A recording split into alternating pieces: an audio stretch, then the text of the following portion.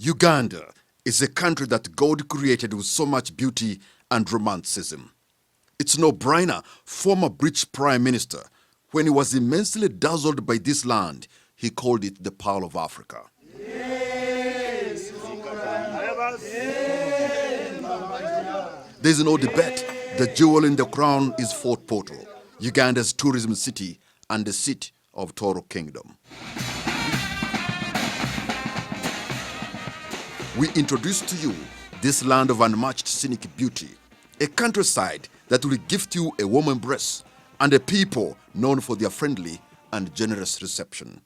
With 52 crater lakes in one district and an imposing snow-capped Rwenzori Mountain, this is a natural wonder.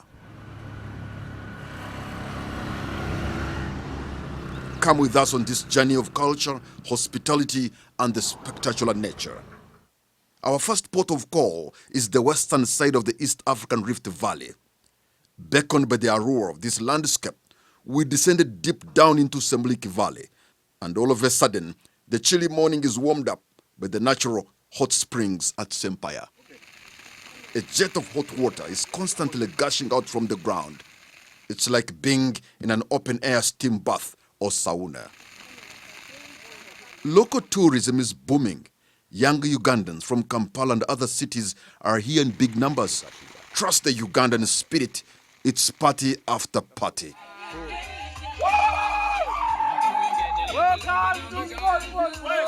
These ones have carried their music system and are blasting Jamaican tunes in the jungle. There is general understanding that tourism is growing among the Ugandans, and also Ugandans are starting to appreciate the fact that they need to travel around their own country.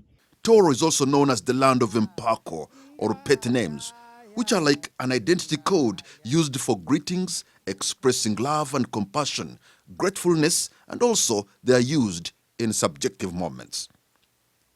To strike a chord with this culture and cash in on the heritage of the people, a local investor is building what he has called the Mpako village in Gweri, west of Fort Portal.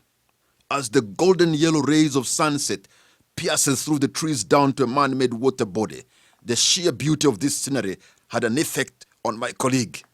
Goosebumps. Just in the same neighborhood is a stellar, cherubic, blissful and heavenly place. It's Tabibua Safari Resort. Perched on the shores of Lake Nyabikere, this exquisite resort is the result of an impressive architectural ingenuity, natural phenomena, indigenous knowledge, and great investment. It kind of puts a spell on you, and quite frankly, I was reluctant to leave. Well, Tooro has many things to dazzle the world. One, we have the youngest king. King Oyo is the youngest reigning king up to now. Come to Tooro, enjoy the beauty of Tooro, but the culture of Tooro.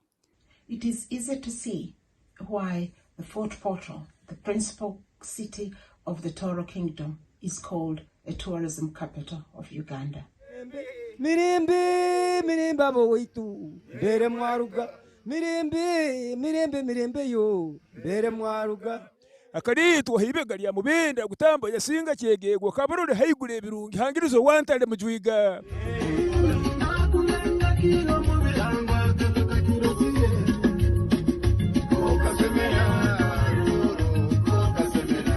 200 years ago, this land attracted the prince of Bunyoro Kitara Kingdom.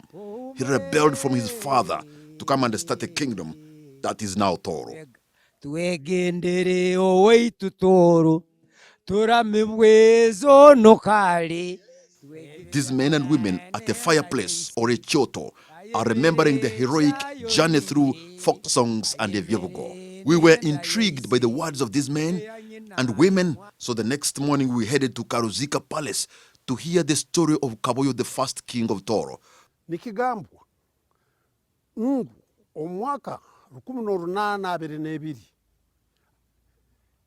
Kaboyo akabatandikire kwijja hano baitu mbehandiko nibagamba 1830.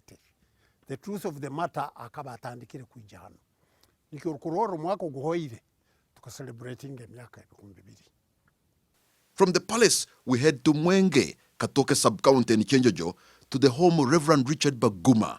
Because of his immense knowledge about the region, this man, in his 90s, is like a living human encyclopedia. bagenzi ba byanjeru baikara kabaruru Tooro isaza lya kaboyi balumwaire no bagenzi balega bagambira Nyamutukura mwiwo cyali aho ochuli kaboyi kanaje kuwemu. Now, the challenge was to look for the Amagasani, or the burial sites, the royal tombs of the former kings, beginning with Kaboyo I, who came to Tooro more than 200 years ago. It is important to preserve what has gone before so that we can navigate the future. Kelvin Armstrong Rwomire is heading a campaign and appealing to well-wishers to join the effort of preserving the heritage. Their legacy lives on today through us all. Because of them, we inherited an inspiring history, but also a beautiful land that we all call home. It is high time that we honor them by rehabilitating their resting places. We'll have to do this in a traditional and cultural acceptable standard. This will serve to remind everyone of their role and our past, but will also serve to teach the young generation the lesson of aspiration and pride in Tooro. I'm humbly requesting for your support to ensure that we achieve this noble cause.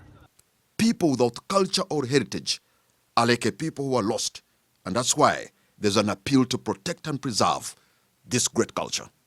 Let us consolidate the identity of Tooro Kingdom under the king by rehabilitating all the resting places of our kings and be in a position to offer them, one, as our cultural identity, but two, as a tourism potential and attraction for our visitors from all over the world.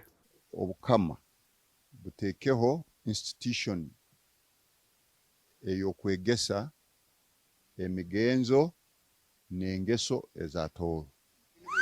Nikasanga abateyimanyire ne bayigamba nagira muleka abagenyi twigana make maka ga bugondo nyowe ningamba rwangu hayo igenda kurungi ensongora ensongora